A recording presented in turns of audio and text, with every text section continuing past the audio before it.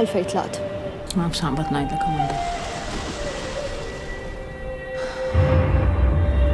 Ma nafx nista' nagħmel.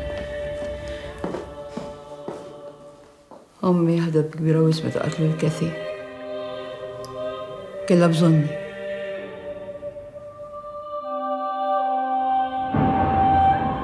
Kajin kelli bżonnok.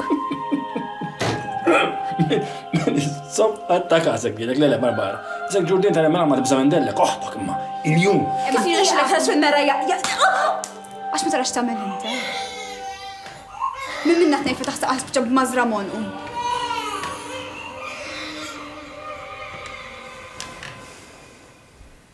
Għajdli minn qatilla lill-oħti.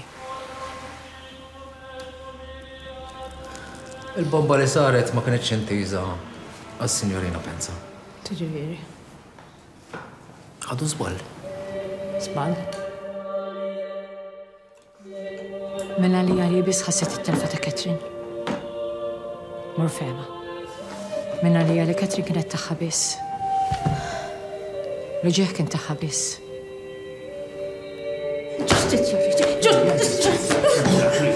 Ġustizja li. Skont Emma, dak li ġara l-Katrin ma kienx accident. Laqadlek hekk. Ġifieri mhux Għax veru. ma staqsix il-lomok.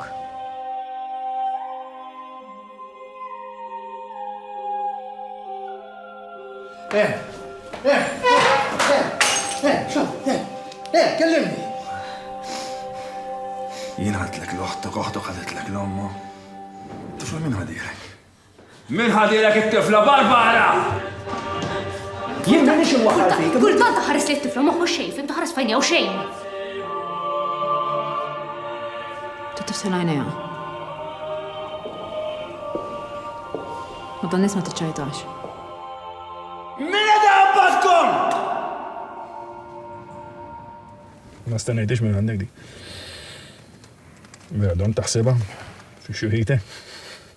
Ma. Proset. Proset.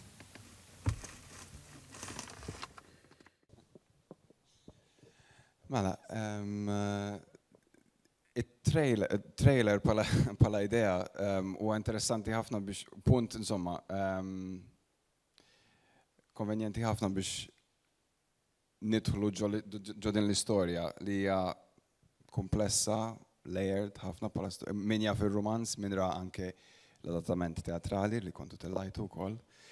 Xtaqt insaqsi lilek Carlos u anke lilek Abigail.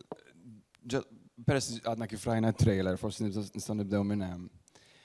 Storja pal Castillo, biex tagħmlu trailer minna. X'kienu ma l-prioritajiet li ħsibtu fuqhom kemm elementi tematiċi, kemm elementi narrattivi, x'kienu qisu dawk il-punti ewlenin li xtaqtu toħorġu ħassejtu li kienu importanti biex joħorġu fit-trailer. Nafx min irid. Okay.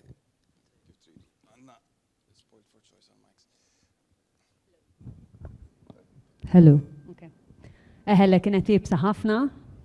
Fil-fatt tajtu jiena u meta tajtu kelli times 10 iktar mill kelli bżonn.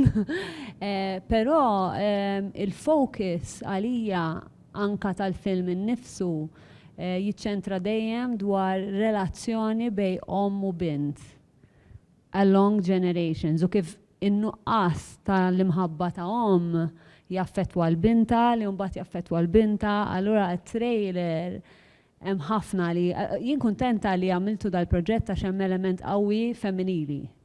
Avolja jismu Castillo u Castillo karattru importanti. Naħseb l-idea, issa jien m'għandix omm. Jiġifieri, eżatt, jiġifieri dik ukoll kienet imma jien bint. U naf u ommi għandha omma u nosserva kif the taking away or kif tajt li żomm li mħabba lura li tkun b'saħħtek allura ma tagħtix jew l-idea li u di interessanti li suppost nkunu ommijiet, ġifieri dik nitqama ħafna tepa illa jinġi għal-wieli spiex ta' 44 sena qatt ma dik għalija kienet interessanti ħafna fil-film u meta għamilt trailer ħedimt ħafna fuq il-mother and son. Ovvjament hemm l-element ta' crime thriller li kellu joħroġ li huwa l-mewt ta' Kathy etc. Imma il-focus kien ir-relazzjoni bejn l-om u l-bint across generations. Sil Claire, xsibt fuq il-trailer u xsibt kif qalet Abigail, anka bħala millat ta' il-prioritajiet tal-istorja, taqsam momenti taqbel magħha li dawn huma l-prioritajiet tal-istorja tar-romanz, jew taħseb li kien hemm xi bidla once li rajt il-trailer issa u insomma il-proċess kollu tal-film. Bla dubju kif qalet Abigail, l-om u l-bint u relazzjoni tagħhom hija t-tema prinċipali f'dan ir-romanz. Niftakar l-eċitament ta' Abigail u l-darba li ntqajna naxxar meta li oġob ħafna dar-romanz appuntu għal din ir-raġuni u kif tista' toħroġ iktar din it-tema. Mit-trailer jiena ma ħassejtix li ħarġet daqshekk, imma ovvjament nittama li fil-film ħatoħroġ iktar. L-iktar ħaġa li qtitni fit-trailer hija l-aħħar shot ta' Emma Barbara fil-karozza fl-aħħar momenti ta' ħajjita u somehow qatt ma immaġinajt li ħajkun hemm Castillo f'moħħha. Allora kif rajt il-Mark għat l-istra Carlos il-Castillo poġġiela wkoll biex żgur speċi ta' m'hemmx sens ta' naħseb li dak ix-xott messni ħafna. Avolja ma ħsibx fema b'dak il-mod meta kienet. U biex ngħid l-aħħar ħaġa, kemm kien twil Abigail da trailer? 2 minutes, ok. Kif għattint teoġ f'żewġ minuti vera diffiċli le biex turi dawk l-affarijiet kollha li tixtieq turi. Min aħna li nafuħ sew, mela li rajnieh li ktibnieh li rajna l-play u minħadem fih jaf x'qed jiġri, imma ma naħsibx li xi ħadd li m'għandux idea ta' dan ir-romanz jew ta' dan il-film jista' jkun jaf eżatt x'ħajkun dwar x'ħajkun il-film. Rigward Claire semmiet ix-xogħol għax ma stenniġ li hemm Castillo fiżikament hemm. Fil-fatt il-personifikazzjoni ta' Castillo hija innovation minn tagħkom anke kemm fil-film u kemm fil-produzzjoni teatrali. Ma nafx forsi bħala inti bħala scriptwriter Carlos tista' tgħidilna iktar fuq din id-deċiżjoni li ovvjament l-ewwel deret fil-produzzjoni teatrali u issa naraw ukoll fil-film. X'kien hemm għax interessanti ħafna waqt il-proċess tal-adattament nisimgħu fuq dawn l-elementi li jinbidlu dal-mod u jgħinu għal-adattament viżwali minn romanz, forsi mafx tista' titkellem daqsxejn iktar fuq dan. Ħanajt malaj il-proċess kif kien. Aħna meta bdejna naraw xtaqna nagħmlu adattament ta' romanz u rajna ħafna, meta rajt Castillo jien l-ewwel ħaġa li ġobni ħafna f'Castillo il-mod kif Claire True Castillo the fictitious character ġabet ħajja l-Malta li nafjena f'żożiti, anzi fit-tfuliti ta' tmenijat. Fil-fatt, jiena per eżempju kemm nikteb xi ħaġa, jiena wara ftit skript jitlaq minn moħħi. Ġifier jiena ktibt skript illum ma jitlu within 2-3 weeks. I move on to something else u ma niftakarx. Però hemm ċerta momenti f'Castillo Claire li għadhom hemm ħafna u vera ġobni l-karattru. U mbagħad bdejna niddiskutu innu dunajna li għandna opportunità vera interessanti li ħanamlu proġett illi hemm minnu hemm romanz. U mbagħad nistgħu noħorġu il-verżjoni teatrali u mbagħad nistgħu noħorġu film minnha. U għadna li nagħmluhom 3 esperjenzi differenti ma dejjem nidħlu fil-plejt ħalna iktar kien hemm għajn kważi soċjopolitika. Mbagħad fil-film tħajna kif qalet Abigail fil-ħajja ta' mara, ir-relazzjoni tagħha ma' omma, kif ukoll il-passat tagħha qed jaffettwala l-istat li sabitu fieħu din ir-restlessness ta' ġo fiha. Issa mbagħad jidħol Castillo. Castillo għaxu kif qiegħed fil-romanz Castillo he is basically he powers the Kathy story and how the cat imma mbagħad li vera ġobni fih il-karattru tiegħu għandna we have to really use this guy. Tifhem? U mbagħad spiċċa bażikament qisu din il-vuċ li jinstiga, jiċċallenġja, jimbotta lil-lema towards what you would call her downward spiral into whatever, madness, depression, destruction.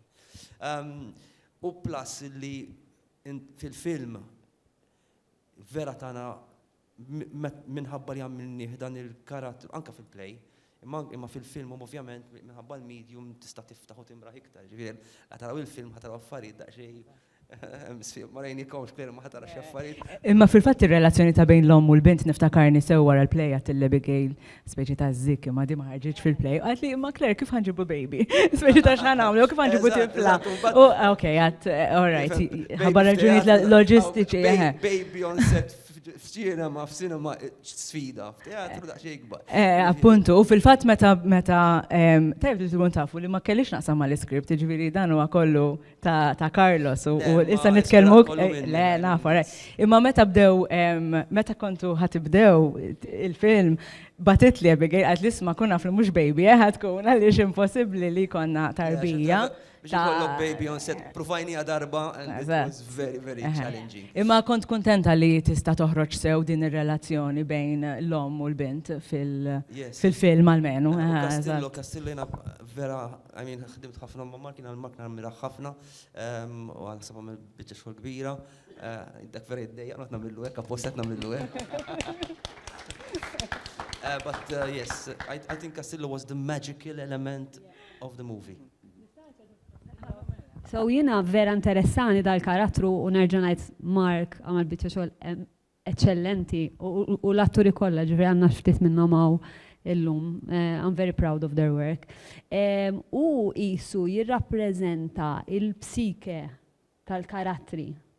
Però għalija li kienet interessanti u li meta jkun f'xeni ma' Kathy li hija artista però hija mara pjuttost superfiċjali u pjuttost impulsiva, m'għandix relazzjoni diretta miegħu.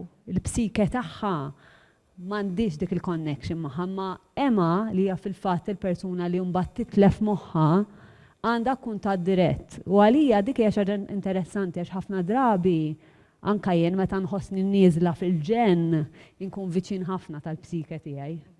U ma fil-ġranet li ma nkunx aware mill-psike li nkun fil-fatt forsi l-iktar stabli jena jgħidu hekk. So għalija dik kienet interessanti ħafna li nirrepreżentaw il-karattru b'dak il-mod.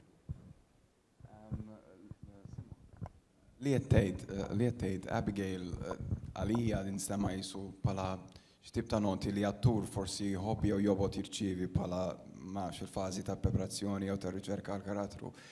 Ma nafx jek taqbel maħħadin, tisemmi psike, eccetera, u ma' affarijiet, ma' foder vera nasib nimmaġna interessanti ħafna.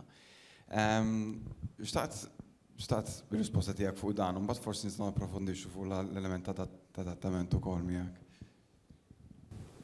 Ifimni, jina bħala attriċi naħseb dik kienet esperjenza li f'20 sena qatt ma għamiltax. Il-ġerni bdiet, l-ewwel bdiet bħala qarrejja għax qrajt il-ktieb. Mbagħad għaddejna minn perjodu intensiv ħafna ta' xi 4 xhur fejn kellna ħafna rehearsals intensi għad-dramma. Imbagħad reġa' kellna kważi sena oħra ta' preparament biex beda il-film u kull darba il-karattru kien qiegħed mhux jinbidel imma kien qiegħed dejjem jaħxien, jiżviluppa. Ġifieri l-ispirtu tiegħu ċentrali ma nbidel qatt imma qisu l-laqbuta ta' madwaru dejjem tintiseġ u tikber, dejjem tikber. U dik hija ħaġa l-lussu li l-ebda attur qatt ma jkollu kważi li speċi ta' jiena kif kont qed ngħid il-Claire l-ewwel jiena day one tal-filming ma ħassejtniex day one, ħassejtni day 100. Għax ara kemm konti li għaddejja u nitku diskussjonijiet ma jispiċċaw qatt plus li kellna ħafna rappreżentazzjonijiet, ġifieri jiena ħassejt li kont ġust qed nibda fażi ġdida. Allura ma naħsibx li kien każ ta' meta bdejna l-film li taf kif qisni kelli inqatta kollox u nerġa' nibda, anzi naħseb jiena il-film mbagħad kompla jimlili il-gaps illi sa dak il-punt għal raġuni loġistiċi, per eżempju, għax inti il-mekkanizmu tat-teatru jtik iċ-ċans tagħmel ċertu affarijiet imma mhux oħrajn, per eżempju. Li jiena isa rajta aktar scaffolding process, speċi li by the time li wasanna l-filming, u by the time li spiċċajna l-filming ġivrina l-aħħar ftit ġimgħat jiena bdejt inħossni kont qed immur on set u kważi jisni bdejt ninkwita, bdejt nħossni I was slipping too easily into it, fimt, imma għax tant kien it was under my skin by that point mbagħad. Imma għax konti li kważi fuq f'sena u nofs u sew speċi ta'. Allura ma kienux affarijiet li kienu qegħdin jippanikjawni għax kienu affarijiet li konna għandna ħafna niddiskutu u qisu just provajnihom speċi li għal aħjar ħaġa li jista' jkollok bħala attur. U forsi fuq level daqsxejn iżjed tekniku, talking shop, istil ta' reprezentazzjoni tal-acting. Nisimgħu ħafna fuq id-differenza bej tir-reġ tal-palk u tir-reġ tal-ċinema. Inti ovvjament issa b'dal-proġett għaddejt miż-żewġ proċessi mal-istess karattru. Tista' forsi tgħidilna xi ftit mill-differenzi li ħassejt li kien hemm jekk kien hemm? Le, kien hemm żgur għax inti dan konna qegħdin ngħiduha ġifieri anke llum stess. Meta inti qed titkellem fuq teatru u ċinema isek qed titkellem it's apples and oranges, ġifieri inutli toqgħod tipprova ssib fejn ħafna affarijiet li jiltaqgħu imma t-teknika hija differenti, il-preparament huwa differenti, l-istamina hija differenti wkoll għax biex inti tasal għal waħda mhix l-istess kif tasal għall-oħra. Fuq livell ta' it-teknika per se, jiena naħseb illi ovvjament minkejja li id-dram hemm ċerta intimità li inħoss li ma ntilfet qatt. Kemm għax fid-dram konna spazju kreattiv allura huwa teatru vera ma n-nies xorta qegħdin ġo fik. Infatti very famously fl-ewwel performance kważi qtilt mara għax waddabtilha siġġu bla mandunajt f'ġo waħda mix-xeni u mandunajt and she's very lucky she's still alive din mara miskina insomma anyway. Ġifieri hemm dik it-tip ta' intimità dik li ma titlif qatt. Imma ovvjament bħala attur it-teknika hija hemm iktar hemm l-immedjatezza, ovvjament, għandek udjenza li hija ħajja quddiemek u jiena l-teatru għalija dejjem qisu train li jitlaq l-istazzjon u daqshekk la telqet speċi, mentri ovvjament fil-film differenti. Il-film mbagħad naħseb kien exercise challenging ħafna illi tidħol terġa' iktar fil-profond, anka fuq livell ta' ċokon minkejja li hemm ħafna xeni li huma ovvjament drammatiċi għax din mara. Tipo aħna il-running joke tagħna kienet illi jekk tbissem darbtej f'dal-film. Naħseb xi darbtej ħafna. Ġifieri kienu xeni diffiċli ħafna.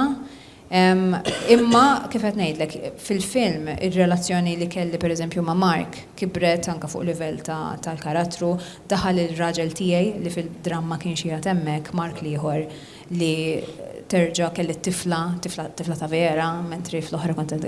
Allura inti mbagħad hemm dak il-livell tal-affarijiet, l-ambjent tal-film iġibek f'sitwazzjoni ħafna iktar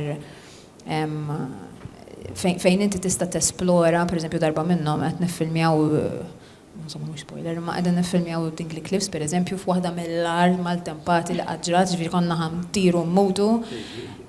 Ta' fetwak, żgur, kif tkun qed, ġifieri tista' tipprepara kemm trid, imma li preparajt mhux ħadd użaha dak il-ħin. Naqra minn dawn l-affarijiet it's a mix speċi. Thank you, Simon. U Claire, xtaqt instaqsik il-mistoqsija naħseb li għada fuq kulħadd. Inti qatt stennejt li Castillo kollu ħajja ta' dan it-tip kemm fit-teatru kemm fiċ-ċinema u x'taħseb huma l-elementi li waslu sa dan u ma rridx tkun modest fiha, please, ħadd intik il-permess li titkellem apertament u mod espansiv fuq din ħaġa, please. Mela tajb li tkunu tafu li l-play ma rajtix live, id-vir rajta sfortunatament ma kontx Malta u rajta biss fuq television minkejja li ma kienx film. Allura ċertu affarijiet żgur li ħajintilfu.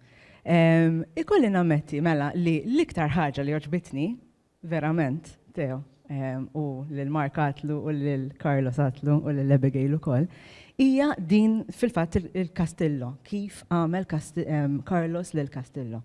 Għaliex bħala awtriċi inħoss li meta jkollok karattru verament b'saħħtu u id-dum tikdbu u id-dum tiżviluppaha, verament jikber miegħek u jibqa' fik.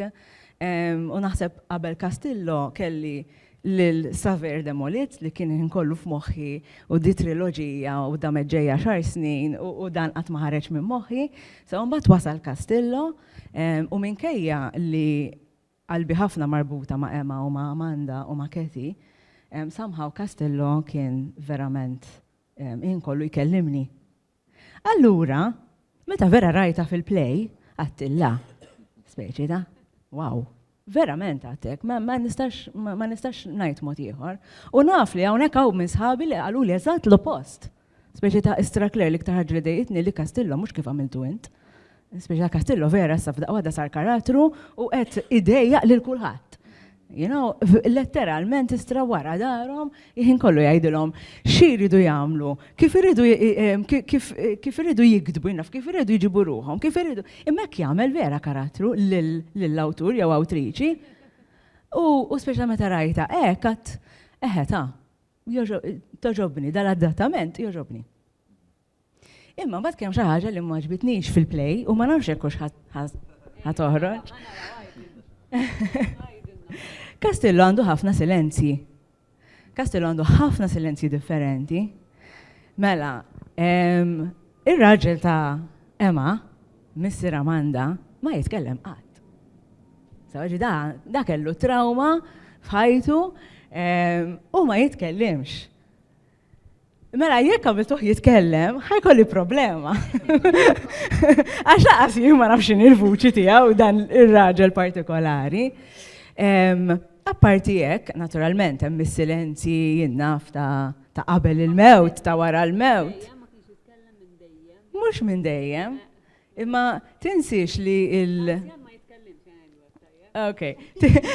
Tinsix li u rrakkontat mill-punt di vista ta' Amanda. U allura speċi ta' aħna qed nisimgħu dejjem lila. Mela iktar u iktar diffiċli biex nisimgħuha. U kull darba li qed tipprova tkellmu minkejja li tfakkarna li sakemm kellha 16 sena għamilha kejk kull sena, imma speċi ta' dejjem taf li kien taf titkliem u mbagħad sakemm wasal iż-żmien meta dan iddeċida li imut qabel imut sewwa u allura ma jitkellimx. U naħseb li fil-play għalmenu l-verżjoni kif rajta jiena fuq il-film, ħanajtek, fuq television, kien hemm nuqqas ta' silenzji. U hawnhekk fil-ktieb għandna s-silenzju ta' wara l-bomba, is-silenzju ta' meta tmut l-om, u mbagħad meta tmut Emma, u mbagħad meta jien nafhem di jitkellem il-missiera ma jkellimiex, jitkellem il-binta ma tkellimiex, jitkellem lill-oma ma tkellimiex, qed insiktu lil xi ħadd bil-bomba, qed insiktu lil xi ħadd billi nsawtuh, u speċi ta' din għalmenu nittama li toħroġ fil-film. Anka jien naf jiena nixtieq li l-film ma jkollux il-mużika l-ħin kollu, ġirien verament nixtieq li jkun hemm momenti ta' skit. Inti għat li biex nkun sinċira nittama li. Abigail, għadkom fil-ħin biex tamlu ċertu edits li tixtiq. Għanajt li momenti ta' skit hemm. Ġifiri s-saddejtom kollha f'moħħi. U ma kollha momenti ta' skit li huma enfasizzati li hemm bżonn ikun hemm miskiet u importanti l-skiet u li interessanti wkoll fil-fatt kont qed ngħidlek qabel ma bdejna bħalissa qed naħdmu fuq is-soundtrack. U s-soundtrack se tkun only voices, ġifiri mhux se jkun hemm mużika strumentali, ħajkun biss il-ħna ħabba l-fatt li l-film jitkellem ħafna dwar għalija mod subliminal, jitkellem ħafna dwar il-fatt li ma jkollokx leħen jew li jisiktuk. Mhux biss Kathy li ovvjament ġara li ġara, imma anke Emma li hija mara fit-tmeninijiet u ma tistax tajt li nisma' għandi problema, għandi bżon nitlaq, mux toħosni parti minn dil-familja, rrit nitlaq, ma tistax tajda, xinti mara u inti ek. U li naħseb xaġa li għadna nħossu sal-lum il-ġurnata, ġifri għalina l-idea tal-leħen kienet importanti ħafna u għalek id-deċidejna li s-soundtrack tkun il-ħna biss. Sanaraw kif morru sewa.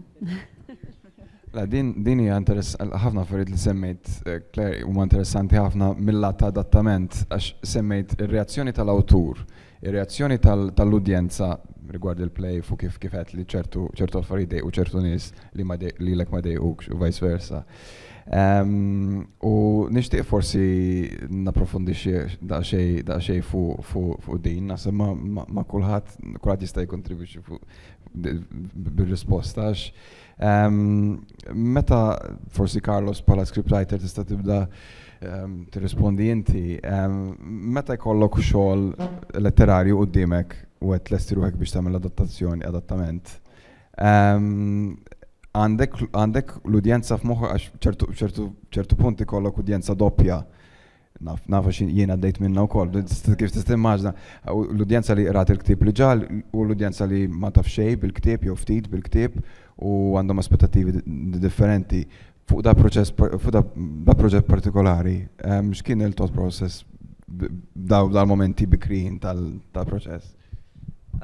Mela, jiena bħala aħna dejjem nagħtu ħafna attenzjoni l-udjenza, għax ovvjament speċjalment fejn tidħol film, fejn ti ovvjament ħafna investiment, ħafna bil-fors tifoka fuq l-udjenza tiegħek, inkella għandek problemi kbar. So, yes, issa meta tajt udjenza kif tajt inti, hemm l-udjenza tal-ktieb illi ovvjament you have to honor them. Mbagħad fl-istess kif rajta jiena, a novel is a novel and a movie is a movie. So a novel can afford to say much more in a longer format, and the movie has to excite, engage quicker, and keep the pulse of the story. It's a different medium basically, but definitely l-udjenza is foremost in our thought, especially kif għatlek when writing a movie. Għaxina apparti film nikteb affarijiet oħra wkoll. Issa meta nikteb affarijiet ngħidlhom jiena for my passion u għalija, I do it for my joy, but ovvjament if I'm going to go and into such an investment, an audience has to be foremost. U aħna meta rajna l-istorja ta' Castillo u meta rajna il-possibilità tal-istorja, jiena ġobni ħafna il-fatt li ħassejt there is a story within a story, and actually there is a story within a story within a story. Ħajkolli nerġa' mmur fejn qabel. Mill-istejjer fl-istorja, tinsew tafu hemm ħafna stejjer ta' kif pensa, li ma ħallejtu barra u li ma u kemm il-waħda għamiltu, la tisemmi l-istejjer fl-istorja. Tnejn għamilna. Kellem intaħja. Carlos għandu memorja vera. After 3 weeks of I write.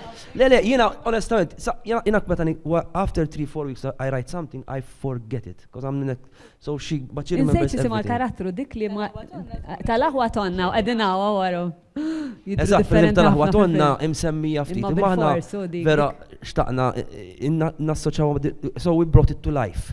So we actually created the characters. U dik li marret ma wieħed miżewweġ biex sħabhom ma jaħsbux lesbjana.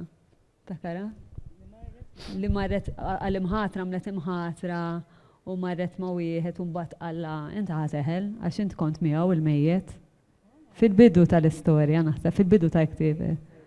Insejt jisimha. Intom it-tnejn taqgħu marħodu tabel. U vera tinsjom, imma vera tinsjom, inti tinsjom after a while your story. You forget them, you go to the next thing. Imma nisi ngħid xi ħaġa fuq Castillo u għaliex kien vera għalija tajjeb biex nibnu film għalih. Ġifri meta qrajtu mill-ewwel f'dalijiet jisimha. Ara, ovvjament. Tas-sinema li tmur fis-sinema fuq wara ma' sħaba. F'dalijiet jisimha. So, bażikament, il-ktieb huwa perspettiva kif qalet Claire ta' Amanda, ġifieri present day ngħidu hekk. Però ovvjament fil-film int ma tistax tagħmel ġast perspettiva tal-lum il-ġurnata, x'wasi ħadd fil-passat ħajkollok issegwi perspettiva. U tittat il-viżwal tagħha. Issa li kien interessanti għalina u li f'Castillo il-novel anke meta ltqajna għal Claire kien importanti ħafna dawn il-voids in memory li inti spiex ta' il-qraba jgħidulek għaxek u għaxek, minti ma tafx eżatt ir-realtà x'inhi, allura tibni din ir-realtà mill-patchwork tal-memorji ta' kulħadd. Issa meta aħna tħanna fil-passat, kellna nsiru nafu x'inhi realtà. Ġifieri aħna from the Claire's patchwork, we also created our own perspective x'seta ġara fil-passat. U dik Claire ma tafix. Ġifieri ħatkun interessanti għalija meta tara xibnejna hemmhekk. Però li nħossu wkoll kemm saħħtu ħafna fin-novel, il-karattri kienu vera b'saħħithom. Ġifieri aħna tħanna għal xi ħaġa ġa nafu dawk in-nies. Għax she layers characters a lot, tagħti ħafna profondità fil-karattru. Mhux just il-characters, anke pereżempju kif għad l-ewwel jiena onestament. U l-ambjenti. L-ambjent, jiena Malta tal-80s, jiena I enjoyed Castillo so much just reading it, ġifieri, għax ġabni f'dak ħanejt xi ħaġa. Meta kbirt jiena kif niftakar il-missier, kif niftakar it-tijiet tiegħi għadhom kbar. Castillo's very much that, you know, hard smoking, hard living. Malta kienet iktar inqas sviluppata, iktar rough around the edges, and that really breeds in the book, and I love that. That's what got me the most, ġifieri. Ara, to be honest, jien ma nixtieqx li ikun hemm eżatt dak li jien ktibt fil-film, u fil-ktieb u ħajseħ fil-film, fil-sens anka jiena m'iniex il-persuna li jekk naqra ktieb u naf li ħareġ l-adattament tiegħu tal-film. Irrid nara eżatt dak li inkiteb fil-ktieb. Jekk nieħu eżempju għax vera qed naraħ bħalissa The Fall of the House of Usher, huwa totalment differenti minn dak li kiteb Poe. Dar taqaf ta' Poe, imma hawnhekk il-filmmaker qed jurina kif kull karattru qed jaqa' f'kull episodju. Imma naħseb is-sabiħ huwa fil-fatt kif minn dik l-interpretazzjoni tiegħek Abigail u ta' Carlos issa naraw xi ħaġa jalla hija ferm aħjar mill-ktieb. Jiena nixtieq li vera wara taraħ irridu nagħmlu diskussjoni. Bla dubju. Jienek ħankollet naraħ il-film. Witti lej Claire, ħanħarġet taħseb.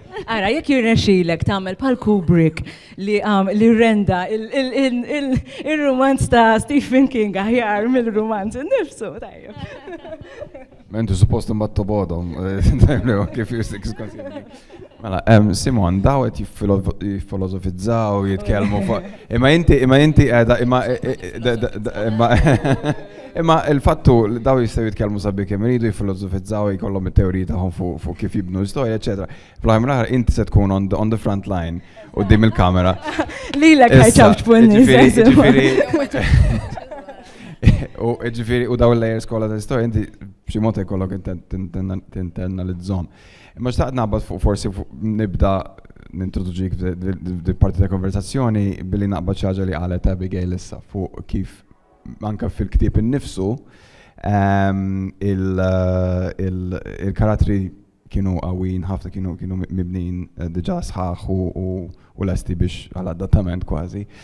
Inti stess qed li l-ewwel rajt il-ktieb u ġabdejt naħseb tippjana kif qed approċċa l-karattru. Ma nafx forsi jekk tista' tagħti l-esperjenza tiegħek fuq dal-proċess mill-bidunet u kif bdejt tipprepara ruħek għall-karattru. Ifimni, hemm elementi ieħor komplikat fil-każ tiegħek tinsix li niktab ukoll. Allura kien hemm naqra. Le ara jiena u din naħseb nagħmilha irrelevanti jekk konx inkun qed nikteb jew nirreġta u anke meta niddirriġi actually. Jiena l-ewwel concern tiegħi fuq livell ta' preparament u anke fuq livell jekk koġġet nażilx li nagħmlu jew le. Ġifieri nażilx li nikdbu, nażilx li ninterpretaħ jew nażilx li niddirriġih. Hija jekk jiena narafx u nkunx intrigata mbagħad eventwalment by the spirit, by the it's not even the spirit, the flavor, the central fire of something. Tajjeb. U dik naħseb illi fil-każ ta' Emma fit-tlet fażijiet naħseb baqgħet pjuttost konsistenti, ġifieri naħseb dak illi jagħmel lil Emma fil-ktieb naħseb il-core tiegħu baqa' pjuttost konsistenti u naħseb illi dik hija xi ħaġa li f'adattament importanti illi tiġi konsidrata għax inti fl-aħħar mill-aħħar qed tkun qed tagħmel adattament imma mbagħad ikun hemm ċerta core pillars ta' xi ħaġa inkella jiġi xi ħaġa oħra speċi. U jiena naħseb illi mill-moment li kont rajt il-ktieb għal momentu mbagħad illi wasalna biex nagħmlu l-film, dik kienet xi ħaġa li intrigatni ħafna, beżatni ħafna għax meta jiena niftakar meta mort l-audition, niftakar għamilt audition ta' aktar minn karattru wieħed u niftakar meta tlaqt qed sa jagħmlu huma speċi ta' qed imma jiena femma biss narani. Mhux għax kienet li parti kbira, imma just magħha jisni I resonated. L-oħrajn ħassejt li I wouldn't have been a good fit to play the other characters. U mbagħad intażilt u mbagħad bdejt nitwerwer. Għax kif appena tagħtilla l-luk. Xullirt nagħmilha di ġifieri issa. U kienet diffiċli ħafna. Kien hemm perjodi twal ħafna fejn kelli antipatija kbira leha, ħafna niftakarna nitkellmu ħafna fil-rehearsals. U naħseb l-antipatija kienet, u dit naħseb tiġri meta speċjalment jekk tkun attur u tqatta ħafna ħin ma' karattru, jiġi mument fejn inti mbagħad titaffaċċa lilek innifsek mal-karattru, tibda tara li l-affarijiet li mhux qed jogħġbuk fil-persuna u probabbilment l-affarijiet li ma jogħġbukx fik. U mbagħad tittara speċi ta' differenza fejn qiegħda. Allura naħseb illi l-ewwel fażi kienet pjuttost filosofika tal-proċess sakemm qisna fimna. Imbagħad naħseb the second part kienet iktar building the stamina, għax kienet kemm fil-dram kienet taxing ħafna u il-filming speċi ta' tipo naħseb minn xi 39 filming days kelli xi 34 minnhom tipo 17 sija, 16 sija u xejn intensi hekk, tipo jiena kont nieħu pjaċir meta għandi ġurnata u qed nixrob kafe u daqshekk fiha din ix-xena għax l-oħrajn kienu pjuttost u l-fatt li tirrepeti ħafna ġifieri li konna qed ngħidu l-ewwel anke dal-adattament tal-mod ta' kif inti qed tapproċċjah. Fuq livell ta' kif jiena nħossi li dal-karattru kiber miegħi għax naħseb kienet tkun differenti l-esperjenza kieku jien għamilt audition għall-film u għamilt il-film. Imma ma kienx hekk. Allura qisu ma tantx ġo moħħi ma tantx hemm linji ta' step 1, step 2, step 3. Fimt, qisu baqa' dejjem jikber u bqajt niskopri għax imbagħad pereżempju fil-film di anki jekk inti pereżempju tkun qed tagħmel Shakespeare pereżempju, inti fuq il-karta għandek tant. Imma mbagħad xogħolok bħala l-attur tittimla fejn ma takx imbilli ma tajolekx mhux skuża għalik biex inti ma tagħmilx dak il-homework u ħafna drabi tieħu ċerta responsabilità tal-għażliet li tagħmel. Hemm ċertu għażliet li ħad tagħmel inti bħala attur waħdek u mbagħad responsabbiltajiet oħra li ħad tagħmel għażla mad-direttur pereżempju. U kellna nagħmlu minnhom dawk minkejja li l-adattament tal-film tani li bħala attriċi għax l-ewwel semmejtu l-udjenza, jien ma naħsibx l-udjenza bħala attur. Bħala attur ma tistax taħseb l-udjenza għax inkella tiġi kondizzjonat ħafna. It would be a very conditioned performance if I am performing in the way I think the audience wants me to be acting or expecting me, speċjalment when there might be readers of the book in the audience. Ġifieri dik it's a very challenging thing to forget about l-tensija. You have to completely forget about it. It-tensija kompletament. Imma mbagħad at a certain point trid toħloq dik il-bubble and you have to stay true to that in the moment. U kważi kien hemm momenti fejn kellna ninsew x'għamilna fil-play u mbagħad fimt. Imma kienet organika ħafna bħala proċess. Fakkartna li inti naturalment ukoll kittieba u theater maker f'aspetti differenti.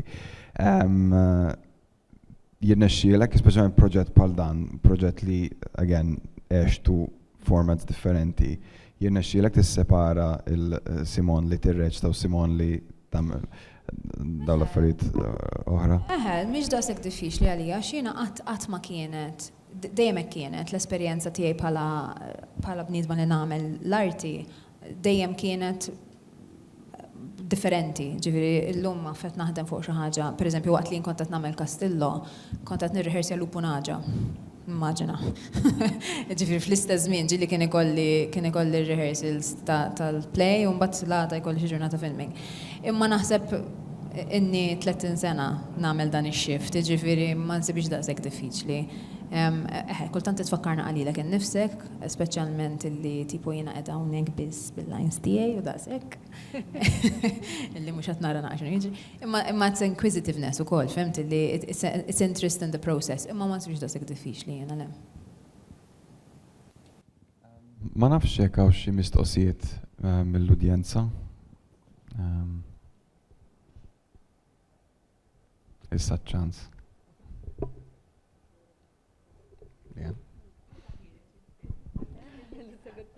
Iva.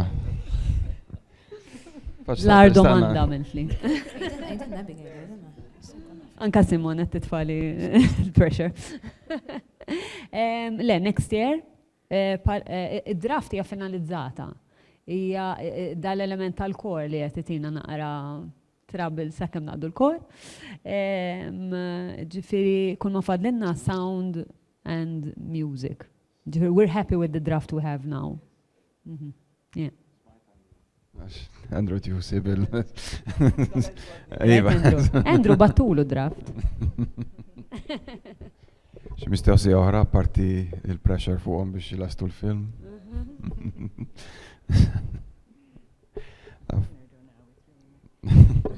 Jekk tridu Iva. Jien nixtieq ngħid grazzi lil kull min kien parti minn dal-proċess u grazzi l-Claire, grazzi minn qalb. U grazzi l-atturi li għadina, u grazzi għanna membri mit-team u koll. It was ftit tidħol għal-proġetti fej kollox jaqat and everything fits. U da definitely kien wieħed minnhom. Vera, I'm very grateful. One of the things we were talking about meta konna nagħmluh l-avventura kollha li minħabba għaliex ngħidha li beda bħala play. Allura jiena vera ħadd gost għax jena t-toġobna ħafna Simon bħala kittiba ta' teatru, ġobna ħafna Mark bħala kittib u direttur ta' Kanna ħafna kittiba u allura jisu waqat f'sitwazzjoni fej kien ħafna kittiba involuti fih da. Andre Manġo. Novelist, you know, and it was u vera ħadna gost dak il-mod that was really special for me f'dal proġett. So but analistik ta' il-mużika kien ħafna there was a lot of writing involved at different levels and different ways. And we're very democratic. Ux vera. Aħna will take a lot. Demokratiċi aħna vera. Per eżempju Mark l-script tijulu mbagħad jagħmel li jrid biħu. He creates a whole new Carlos Norbtu. If one thing we have to say is that Castillo is part Carlos but part also Mark, ġifieri għax Mark. Fil-fatt interessanti di xtaqt nistaqsilek Carlos, ġifieri dak li ktibt inti mhux ma baqax eżatt kif ktibtu int Le, jiena ma naħdimx hekk, jiena dejjem ngħidilhom l-atturi is what I write when it comes to writing, għalhekk hemm l-affarijiet nikteb għalli u affarijiet nikteb. Imma bad trid taċċetta li qed sakemm taċċetta inti sewwa li qed it's a discussion, there's always a discussion u Mark dejjem jgħid li isma' dinna u meta ngħid inbiddel mhux jaqbad u jagħmel li jrid bih imma letteralment he uses it to build the character and then jitfa' affarijiet espressjoni tu u affarijiet. Jinek nista' nżid ġifieri jiena naħseb dik kienet waħda mill-iktar esperjenzi challenging u li fiha nħossni kbirt ħafna bħala attur. Mainly because of Mark, ġifieri. In 20 years, the best scene partner I've ever had, b'serjetà kollha, vera. He keeps you on your toes. Le, imma naħseb importanti li tissemma di, għax Mark is super prepared ġifieri, tipo jiena preparata ma qas nibda miegħu ġifieri, ma puts everyone to shame dak it-tipek li speċi ta' kulħadd preparat, imma sorry Mark, ħanġelek tistħi ma ħanejda, għax importanti li jkunu jafu. Imma le, imma l-fatt li jekk kien ikonna 20 takes, they were 20 different takes, and different takes, good takes, ġifieri li jiena as an actor I could never relax in a good way imma. And it's an actor's dream, as in, so thank you. Vera ma. U naħseb għalhekk kulħadd toġbu ħafna jiena l-iskript kont rajtu qabel ma ltqajna miegħu. U kien diġà fis-sens kont rajt il-ktieb u kont rajt l-iskript u anke jiena Castillo kien l-iktar wieħed illi kell qabeż mill-karta. Imma mbagħad l-interpretazzjoni ta' Mark li hija tagħtu xi ħaġa oħra estra li. Xtaqt nagħmel mistoqsija finali forsi lil Abigail u lil Carlos. Wara li għaddejtu dal-proċess ta' adattament ta' romanz. X'tallimtu minnu li tistgħu forsi tieħdu proġetti oħra u taħsbu li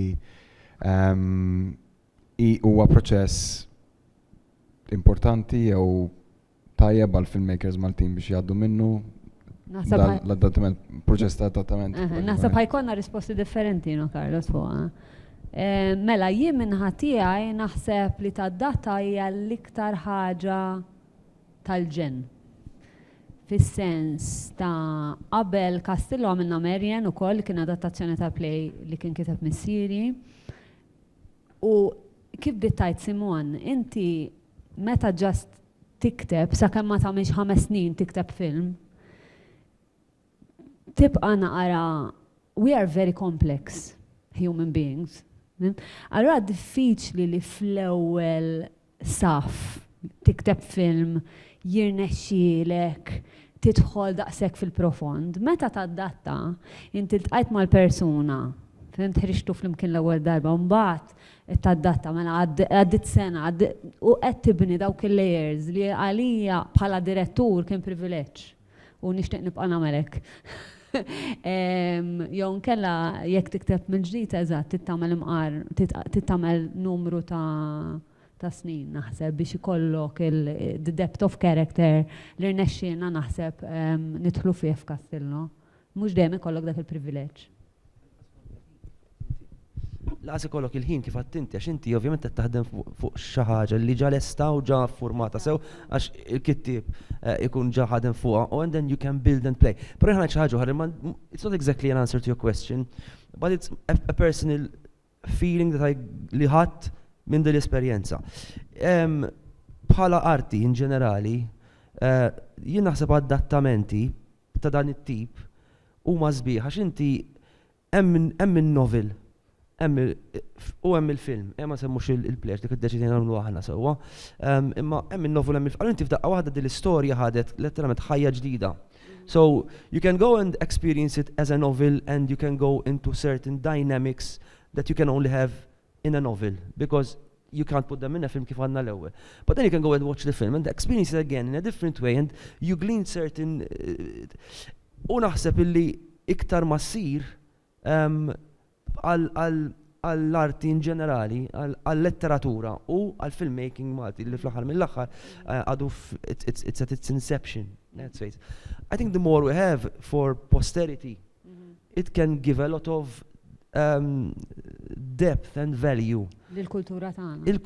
Il-kultura tal-Malti, għax aħna we've been a republic for what, a few 40-something years, and we're still learning who we are and doing this, filmed novel, film, plays, and you can experience it from different angles and see different interpretations of the same world and characters and vision, I think can be really great going down the years for the generations to come of artists and even just people in this. Imagine jaqbdu Castillo in 30-40 years time, meta Malta tkun inbidlet, jaqraw il-ktim, but jaqraw il-film.